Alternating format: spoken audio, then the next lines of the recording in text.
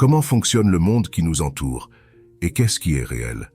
Ces questions ne sont pas seulement centrales dans le discours scientifique et philosophique, mais circulent depuis l'aube de la conscience humaine. Existe-t-il une réalité physique indépendante de nous? La réalité objective existe-t-elle vraiment? Ou la structure de tout, y compris l'espace et le temps, est-elle créée par les perceptions de ceux qui l'observent? Lorsque nous pensons à la réalité, nous supposons souvent que ce que nous voyons, entendons et expérimentons est un reflet précis du monde qui nous entoure. Cependant, deux domaines d'études différents, les neurosciences et la philosophie, offrent des perspectives différentes sur la nature de la réalité et la manière dont nous la percevons. Les neurosciences nous disent que notre cerveau crée notre réalité. Il reçoit des informations de nos sens et crée un modèle du monde que nous expérimentons. Ce modèle est ce que nous appelons la réalité. Nos cerveaux utilisent ce modèle pour faire des prédictions sur ce qui va se passer ensuite, basées sur des expériences passées et des entrées sensorielles. Mais quelle est la précision de ce modèle de la réalité? Est-il possible que nos cerveaux créent une version déformée du monde qui nous entoure? Les recherches suggèrent que nos perceptions ne sont pas toujours fiables et que nos cerveaux peuvent être facilement trompés.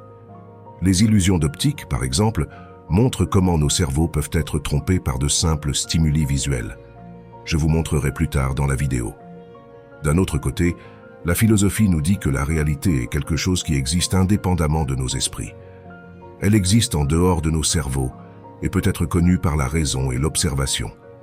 Selon cette vue, la réalité est objective et existe que nous soyons là pour la percevoir ou non. Cependant, cela soulève la question de savoir comment nous pouvons connaître quoi que ce soit sur la réalité si nous comptons sur nos sens pour percevoir le monde et que nos sens sont faillibles. C'est un problème central en philosophie, connu sous le nom de problème de la connaissance. Une résolution possible à ce problème est de s'appuyer sur la raison et la logique pour comprendre la réalité. En utilisant la raison et l'observation, nous pouvons arriver à des conclusions sur la nature de la réalité qui ne dépendent pas de nos perceptions subjectives. Mais même cette approche n'est pas infaillible. Nos capacités de raisonnement peuvent être défectueuses et nos observations peuvent être influencées par nos préconceptions et nos biais. Alors, où cela nous laisse-t-il dans notre compréhension de la réalité? Il semble que ni les neurosciences ni la philosophie n'offrent une image complète de la façon dont nous percevons le monde qui nous entoure. La vérité peut se trouver quelque part entre les deux, une combinaison de nos entrées sensorielles, de nos processus cognitifs et de nos capacités de raisonnement. Cette affaire sur la distinction entre les choses en elles-mêmes et les choses telles qu'elles apparaissent a troublé les philosophes pendant des années. Mais qu'est-ce que cela a à voir avec la physique moderne, spécifiquement l'histoire de la théorie quantique? En fait, de telles questions ont tourmenté la théorie presque dès le moment de son insertion dans les années 1920. Depuis qu'il a été découvert que les particules atomiques et subatomiques présentent à la fois des propriétés localisées de particules et des propriétés délocalisées d'ondes, les physiciens sont devenus enchevêtrés dans un débat sur ce que nous pouvons et ne pouvons pas savoir sur la vraie nature de la réalité physique. Parménide, l'un des plus grands penseurs présocratiques, a parlé de la nature de la réalité dans laquelle il soutient que le monde que nous voyons est une illusion. La vraie nature du monde n'est pas disponible à nos sens, mais accessible à nous par la raison. De plus, ce monde réel est immuable, unifié et intemporel. L'argument de Parménide a commencé avec l'idée que nous ne pouvons pas avoir un concept rationnel du néant, puisque le néant ne peut pas exister. Il soutenait qu'il n'y avait pas d'espace vide. Sans espace vide dans lequel se déplacer, il maintenait que le mouvement était impossible. Il a continué de cette manière jusqu'à qu'il réfute les idées de changement, de différence et de fin. Il s'est ensuite tourné vers le monde avec lequel nous interagissons, l'expliquant comme de simples apparences. Sa proposition que nos sens sont inutiles, lorsqu'il s'agit de chercher la vérité, s'est avérée durable. Que la réalité physique n'est pas réelle, mais qu'est-ce que cela signifie pour nous? Continuez à regarder pour le découvrir. Astronomia.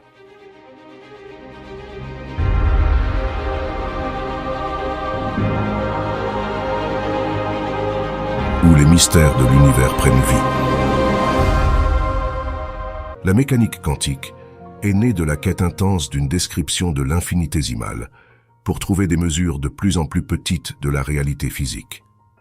C'est Niels Bohr qui a finalement perfectionné la théorie lorsqu'il a décrit l'atome comme composé d'un noyau atomique chargé positivement avec des électrons chargés négativement en orbite autour de lui, comme un mini-système solaire. Les choses sont devenues complètement déroutantes lorsque le monde qui avait toujours été caché de nous, le monde de l'infinitésimal, a commencé à se révéler. Le monde microscopique s'est avéré être fondamentalement différent du monde tel qu'il était normalement perçu et décrit par les lois physiques. Ce monde obéissait à des lois différentes, et plus rien n'était certain. Cependant, tous les calculs de la mécanique quantique sont si étonnamment précis qu'il doit y avoir une réalité derrière, mais une réalité qui est cachée à notre perception directe. Au cœur de cette enquête se trouve le concept de réductionnisme, l'idée que les phénomènes complexes peuvent être réduits à leurs composants fondamentaux. Dans le cas du cosmos, cela implique d'identifier les unités les plus petites et les plus fondamentales de matière et d'énergie qui composent tout ce que nous observons. En chimie, nous apprenons que la plus petite quantité d'eau est une molécule d'eau et que tout récipient d'eau se compose d'un nombre stupéfiant de molécules d'eau identiques.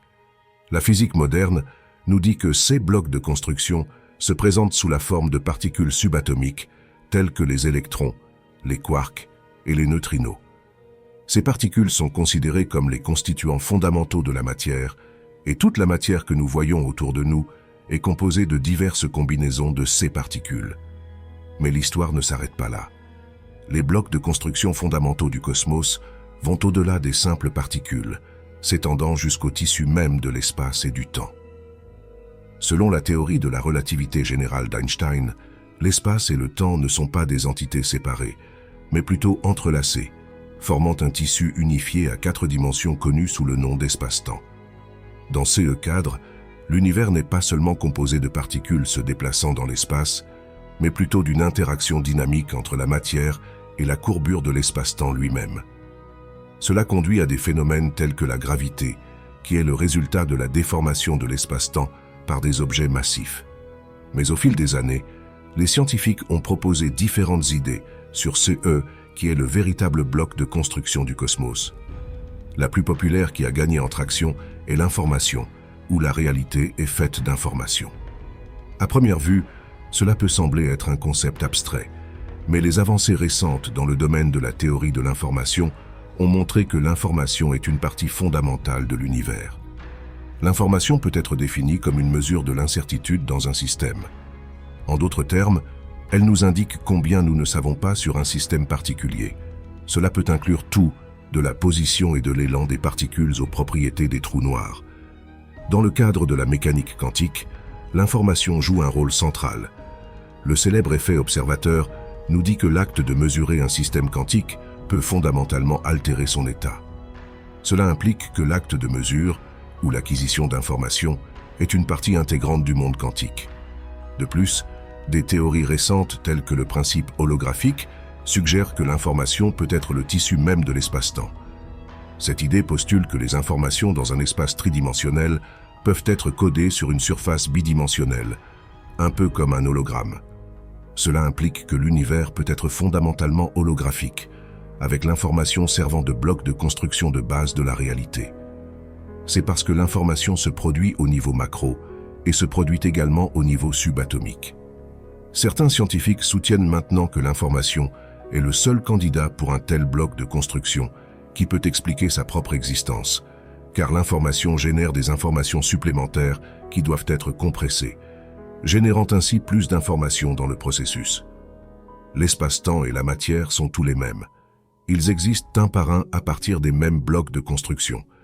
L'information est située non seulement sur la surface délimitant un espace spécifique, mais également à l'intérieur de l'espace lui-même, donnant lieu au fait que l'information quantique enchevêtrée est non seulement responsable de l'émergence de l'espace-temps, mais conduit également directement à l'apparition de la matière ordinaire, de la matière noire et de l'énergie sombre. De plus, les avancées récentes en informatique quantique ont montré que l'information peut être codée dans l'état de particules individuelles, qui peuvent ensuite être manipulées pour effectuer des calculs complexes. Cela suggère que l'univers est une sorte d'ordinateur quantique, chaque particule agissant comme un bit d'information qui peut être traité pour générer de nouvelles informations. Mais nous en parlerons plus tard dans la vidéo. Fixez vos yeux sur le point noir sur le côté gauche de cette image. Tout en regardant le point noir, essayez de surveiller l'objet en mouvement sur le côté droit de l'image également. Essayez de répondre à cette question. Dans quelle direction se déplace l'objet à droite? Se déplace-t-il en diagonale ou se déplace-t-il de haut en bas? Rappelez-vous, concentrez-vous sur le point noir à gauche.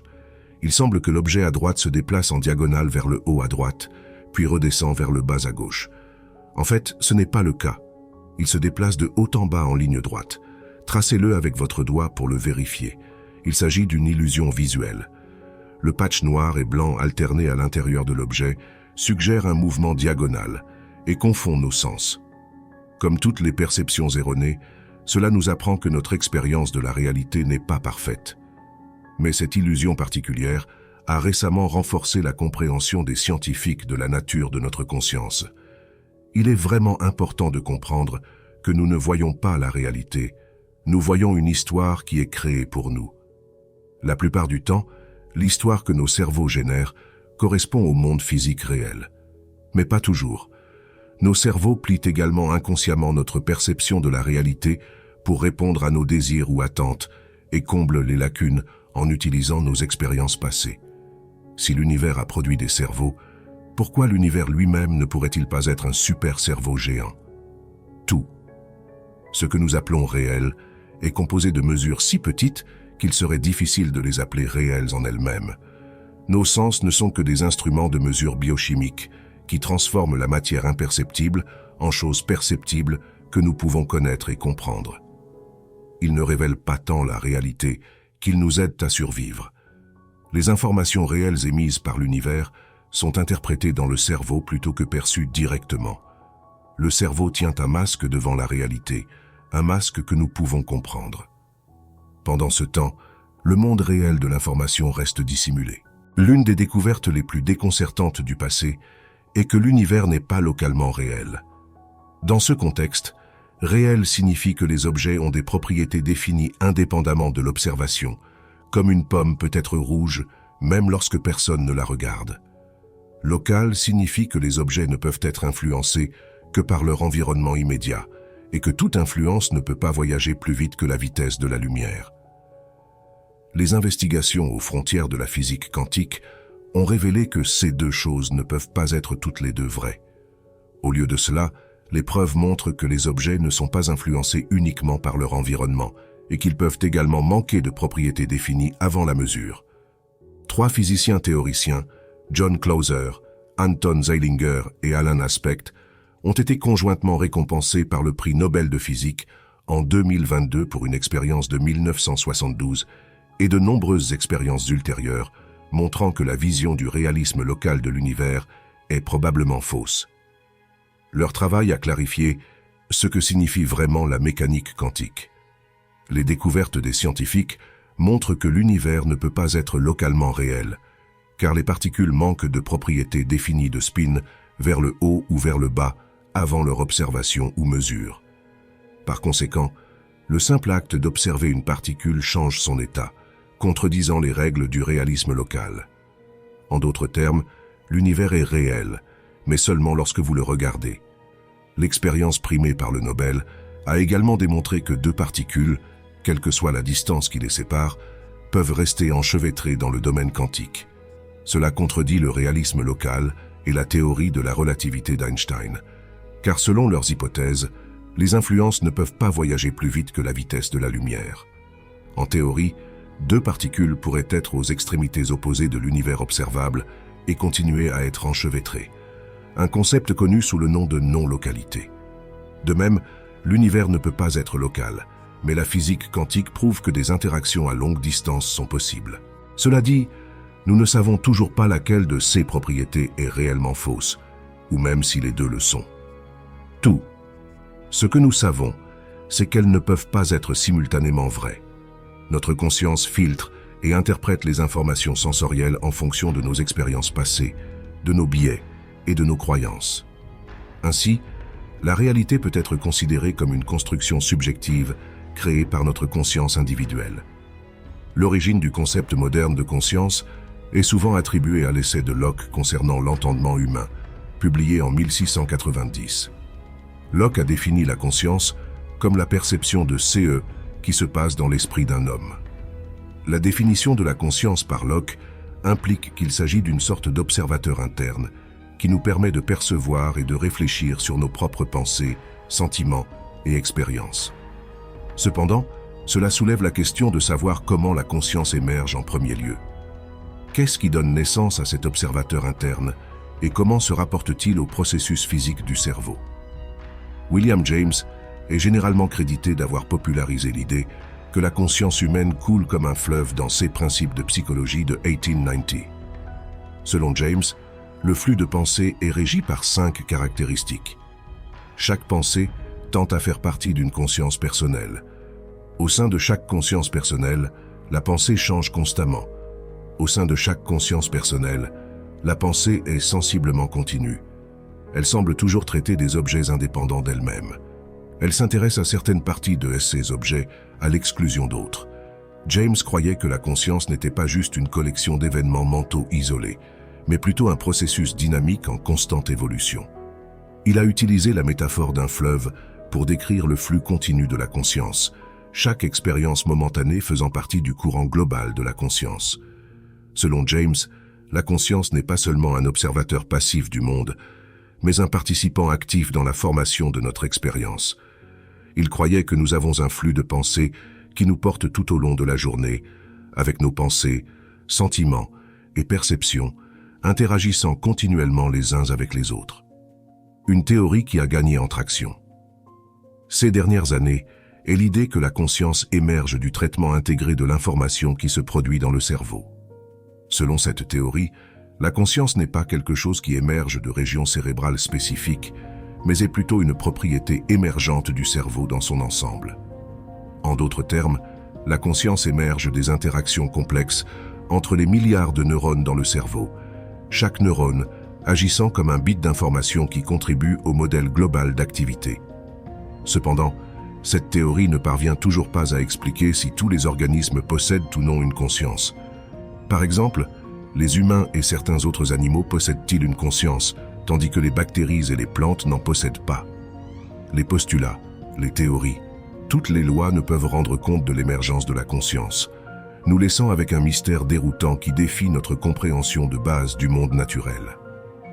Les lois naturelles qui régissent le comportement des particules et le mouvement de l'énergie ne semblent pas exiger l'existence de la conscience, et cela ne semble certainement pas nous offrir d'avantages évolutifs. Mais pourquoi la conscience existe-t-elle? Il ne peut y avoir que 2 explications possibles. La première est qu'il existe des forces à l'œuvre que nous n'avons pas encore découvertes, qui sélectionnent l'émergence de cette expérience énigmatique. Peut-être y a-t-il des pressions évolutives qui favorisent le développement de la conscience, ou peut-être y a-t-il d'autres facteurs encore inconnus en jeu. La deuxième explication est que la conscience est un produit que nous créons, une fonction que nous servons en tant qu'êtres humains. Nous sommes les générateurs de l'expérience, les créateurs des qualia qui composent nos expériences subjectives. Mais pour qui créons-nous ce produit et comment le reçoivent-ils? Ces questions restent enveloppées de mystères, nous laissant avec plus de questions que de réponses. Ainsi, nous voilà en train de générer ce produit appelé conscience que nous n'avons apparemment pas besoin, qui est une expérience et doit donc servir d'expérience. La prochaine étape logique est de supposer que ce produit sert quelqu'un d'autre, que tout ce que nous connaissons et expérimentons, y compris la réalité elle-même, est une simulation créée par une entité invisible et inconnue, ce qui nous amène au prochain chapitre de cette vidéo. Imaginez un monde où les gens, les étoiles au-dessus de nos têtes, le sol sous nos pieds, voire nos corps et nos esprits, étaient une illusion élaborée. Que se passerait-il si la réalité que nous vivons chaque jour n'était rien d'autre qu'une simulation hyper réaliste, conçue par une civilisation avancée ou un programme informatique? C'est bien sûr un concept familier des livres et des films de science-fiction, y compris le film à succès de 1999 The Matrix. Mais de nombreux physiciens et philosophes disent qu'il est possible que nous vivions réellement dans une simulation.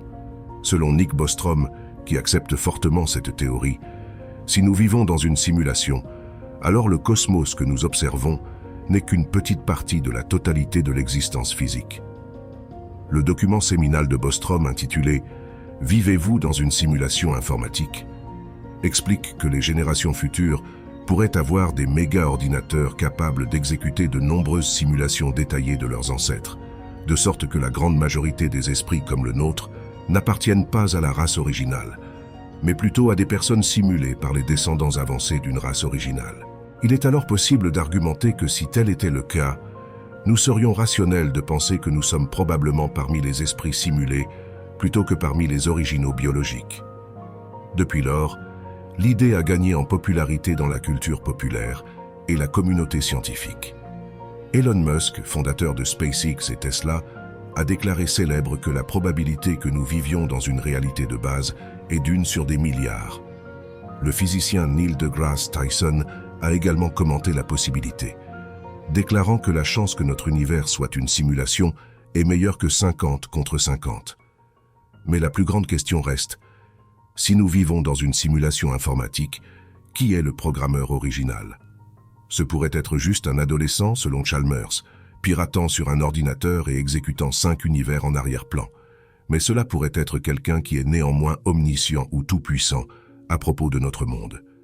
La théorie de la simulation s'appuie sur l'argument que les philosophes ont eu pendant des siècles, à savoir que nous ne pourrons jamais savoir si ce que nous voyons est réel. Cependant, d'autres soutiennent que l'argument de la simulation est erroné. Ils soulignent qu'il n'y a aucune preuve empirique pour soutenir l'idée que nous vivons dans une simulation. De plus, ils soutiennent que même si nous vivions dans une simulation, il serait impossible de le prouver, car les règles de la simulation seraient tout ce que nous connaissons. Mais la question demeure, vivons-nous dans une simulation? Et si oui, quelles en sont les implications?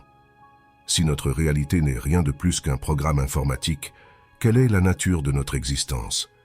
Sommes-nous simplement des constructions numériques sans véritable libre arbitre ou agence, ou sommes-nous quelque chose de plus? Pouvons-nous jamais connaître et percevoir les informations réelles limitées du monde, et pas seulement les perceptions illusoires que le cerveau crée pour que nous ayons une conscience de notre environnement? Comme l'a dit Carl Sagan, nous sommes un moyen pour l'univers de se connaître lui-même. Dès le premier moment où les humains ont eu un langage leur permettant de penser et d'imaginer des choses, nous spéculions sur la réalité et notre origine. Progressivement, nous sommes devenus plus performants. L'objectif ultime du jeu est finalement de découvrir notre origine et de lui donner tout son sens, y compris l'univers et ses informations émises. En fin de compte, la question de savoir si nous vivons dans une simulation ou non est à la fois captivante et mystérieuse.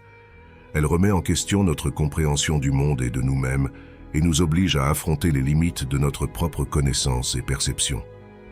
Bien que l'argument de la simulation soit un concept fascinant à méditer, il est important de se rappeler que nous devons l'aborder avec une dose saine de scepticisme et d'humilité. Alors que nous continuons à repousser les limites de la technologie et à explorer les frontières de la science, nous pourrons peut-être un jour répondre définitivement à la question. Mais jusqu'à ce jour, nous devons rester ouverts aux possibilités de l'inconnu et continuer à rechercher de nouvelles perspectives et de nouveaux éclairages sur le monde qui nous entoure.